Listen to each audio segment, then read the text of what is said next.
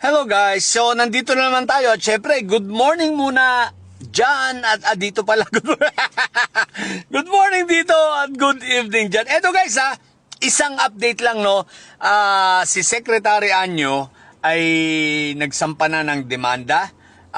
I think ang sinampa niya ay cyber libel at unauthorized use of information, parang gano'n yata Anyway, ang importante, nagsampa na si Secretary Anyo ng demanda laban dito kay Mike Diferencia, kay Attorney Baluga, at sa 18 na mga marites, no? Na magpapapreskon bukas.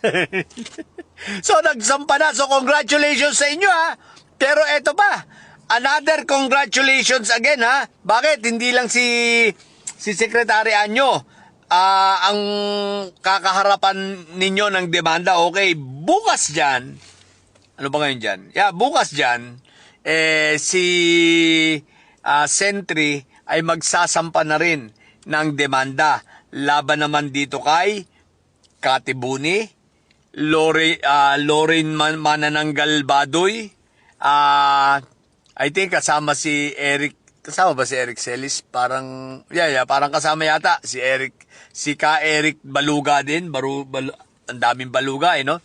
Si Eric Celis, si J. Docleng, si Attorney Baluga, okay? At ang 18 marites.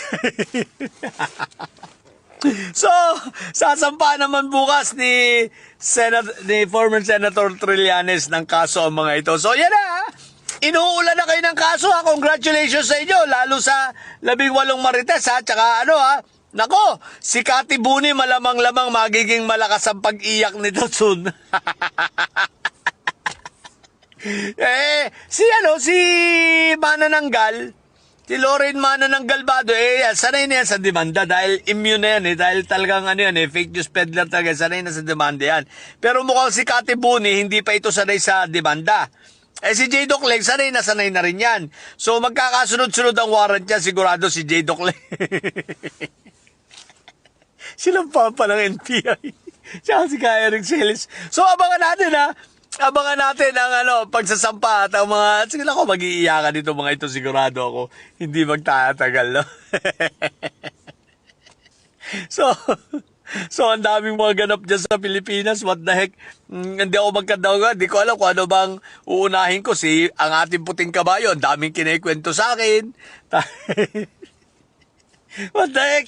Anyway, sige lang. Magko-content lang ako magko-content hanggat kung saan natin kakayanin mag-content, no? Siyempre, nagtatrabaho rin tayo. Anyway, nag-stop, lang ako.